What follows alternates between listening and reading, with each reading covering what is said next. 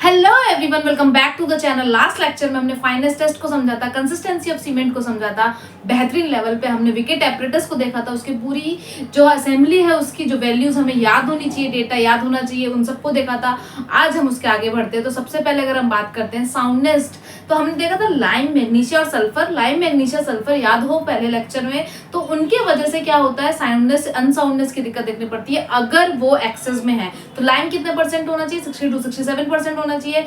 वहीं पर अगर हम बात करते हैं मैग्नीशिया की, तो 3 से 4% होना चाहिए। लेकिन अगर ये अपने जो प्रपोजिशन है उससे ज्यादा देखने को मिलेंगे तो इनकी वजह से अनसाउंडनेस की दिक्कत देखने को मिलती है, मतलब वॉल्यूम चेंजेस देखने को मिलेंगे। वॉल्यूम चेंज मतलब क्रैक है, मतलब इन डिसइंटीग्रेशन देखने को मिलेगा, फेलियर देखने को मिलेगा। तो इसी वजह से हम जो साउंडनेस का टेस्ट परफॉर्म करते हैं, साउंडनेस का टेस्ट परफॉर्म करते हैं। सबसे पहला जो टेस्ट है, वेरी इंपॉर्टेंट टेस्ट, वो है ली चेटिलियर टेस्ट। अगर हम बात करते हैं इनकी, तो ये है ली चेटिलियर टेस्ट। अगर इसकी बात करते हैं, ये ओनली फॉर लाइम है। हम वो पॉइंट डिस्कस करेंगे जो एग्जाम में पूछे गए हैं या बिल्कुल पूछे जा सकते हैं। तो अगर हम बात करते हैं ली चेटिलियर टेस्ट की, ली चेटिलियर टेस्ट की बात करते हैं, अगर ली चेटिलियर टेस्ट की बात करें तो इट इज ओनली फॉर, अगर हमारी साउंडनेस की बात की जा रही है तो ओनली ड्यू टू लाइम।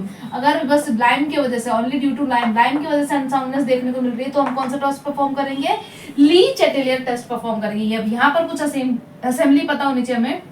जो यहाँ पर हमारा यूज किया जाता है माउल्ड, अगर हम इसकी बात करें, एक तो सबसे पहली बात क्या याद रखना है, ये जो माउल्ड है वो हमारा किसका बना हुआ है, ब्रास का माउल्ड है। ब्रास का क्या है हमारा, ये जो माउल्ड है वो ब्रास का बना हुआ है। अगर हम इसकी बात करते हैं यहाँ पर, तो जो इसकी हाइट है, ये एग्जाम में पूछा गया, एसएससी के एग्जाम में पूछा जा चुका है, पीवाईक्यू है ये, कि जो इसकी हाइट है वो कितनी देखने को मिलती है, हमें 30 mm देखने को मिलती है। इसकी जो हाइट है वो हमें 30 mm देखने को मिलती है, और इसकी जो डाया है, डाया जो है वो भी हमें 30 mm देखने को मिलती है। मतलब आप देख सकते हो माउल्ड कितना छोटा है, क्योंकि हम जो सीमेंट के टेस्ट होते हैं उसमें बेसिकली जो हम ब्लॉक्स बनाते हैं या जो हम असेंबली में फिल करते हैं स्पेसिमेन, वो बहुत छोटे होते हैं इन कंपेयर टू कंक्रीट। जब कंक्रीट पढ़ेंगे वहां भी देखेंगे। लेकिन अगर अभी बात करें तो ये जो माउल्ड है हमारा ब्रास का बना हुआ है, इसकी हाइट हमें 30 mm देखने को मिलती है, इसकी डाया हमें 30 mm देखने को मिलती है।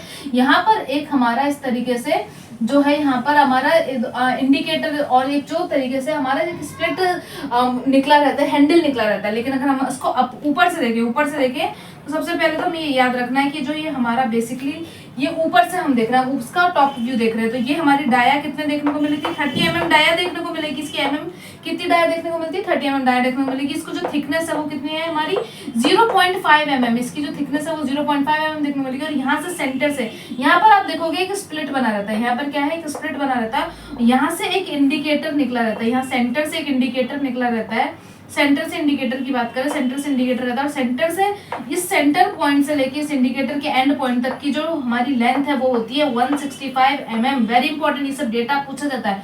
ये जो लेंथ है ये कितनी है, 165 mm। तो आपने देखा कि जो हमारा बेसिकली अगर हम बात करते हैं जो माउल्ड है उसकी अगर हाइट की बात करें तो वो हमारा 30 mm देखने को मिलता है, जो डाया है वो 30 mm देखने को मिलता है। जो ये हमारा ये जो हमारा हैंडल है, इसकी जो सेंटर से हाइट है वो यहाँ तक की 165 mm देखने को मिलती है। तो ये तो हमारा ली चेटिलियर एपरेटस जो है, ली चेटिलियर टेस्ट है, उसके एपरेटस की डायमेंशन है। अब यहाँ पे होता क्या है, हम सबसे पहले क्या करेंगे, सीमेंट, अब तो कुछ ये सब याद रखने की चीजें। अब यहाँ पर पूछा जाता है कि जो सीमेंट है, जब उसको आप सीमेंट का जब आप बना रहे हो, सीमेंट को यूज कर रहे हो, तो यहाँ पे कितना अमाउंट ऑफ वाटर लेते हैं, ये बहुत इंपॉर्टेंट है, याद रखना है। 0.78 p, मतलब 78% वाटर लेना है। कौन सा, जो कंसिस्टेंट वाटर हमने यूज किया था। तो वेरी इंपॉर्टेंट, जब इनिशियल और फाइनल सेटिंग टाइम की बात करते हैं तो वहां पर 85% या 0.85 p लेना है। जब हम ली चेटिलियर टेस्ट की बात करते हैं तो यहाँ पर हम कितना लेते हैं, 0.78 p, पता नहीं कितनी बार पूछा गया है। और ये जो ली चेटिलियर टेस्ट है, इससे 1-2 क्वेश्चन तो जरूर पूछे जाते हैं, तो इसे मिस नहीं करना है, वेरी इंपॉर्टेंट डेटा है, याद करना है। यहाँ पर 0.78 p हम वाटर लेते हैं। अब क्या करेंगे, सबसे पहले आप सीमेंट बनाया आपने, जो सीमेंट का वो बनाया आपने सैंपल, उसको क्या करोगे, 27 डिग्री के टेम्परेचर, 27 डिग्री टेम्परेचर वाटर पे आप इसको 24 आवर्स के लिए, 27 डिग्री टेम्परेचर पे आप इसको 24 आवर्स के लिए इमर्स कर दोगे, पानी के अंदर इसको इमर्स कर दोगे। 27 डिग्री से टेम्परेचर जो वाटर है उसको, बेसिकली रूम टेम्परेचर पे जो वाटर है उसको 24 आवर्स के लिए इमर्स कर दोगे। फिर आप जो असेंबली है उसको निकालोगे और क्या करोगे, यहाँ पर पुट करके आप उसकी एक्सपेंशन रीडिंग को नोट कर लोगे। ये पहला स्टेप हुआ। फिर दूसरा स्टेप क्या होगा, दूसरा स्टेप क्या होगा, अब जो मेरा ये असेंबली है जिसको हमने लिया, इसको क्या करेंगे, 25 से 30 मिनट तक वाटर को हम स्लोली ग्रेजुअली बॉईल करेंगे। ऐसा नहीं कि सडन हमने इंस्टेंट वो बॉईल कर दिया, स्लोली हीट प्रोवाइड करके इसको बॉईल करेंगे और हम बॉइलिंग टेम्परेचर तक लेके आएंगे। तो 25 से 30 मिनट्स तक 25 से 30 मिनट तक हम उसको बॉईल करेंगे और बॉइलिंग वाटर या फिर बॉइलिंग टेम्परेचर तक लेके बॉइलिंग वाटर लेंगे। उसके बाद क्या करेंगे, उसमें हम असेंबली को इमर्स करेंगे। अब इसमें क्या करेंगे, इमर्स करेंगे हम अपना जो असेंबली है इसको क्या करेंगे, हम इमर्स करेंगे और 3 से 4 घंटे के लिए उसमें हमारे जो सीमेंट का हमारा सैंपल है उसको हम छोड़ देंगे। तो सीमेंट का जो सैंपल है हम उसको उसमें छोड़ देंगे बॉइलिंग वाटर में, और उसके बाद हम उसको निकालेंगे, कूल डाउन हो जाएगा, फिर हम उसमें उसको निकालेंगे और फिर हम जो एक्सपेंशन है वो चेक करेंगे। यहाँ पर पुट करेंगे उस असेंबली को और हम देखेंगे कितना एक्सपेंड हुआ है।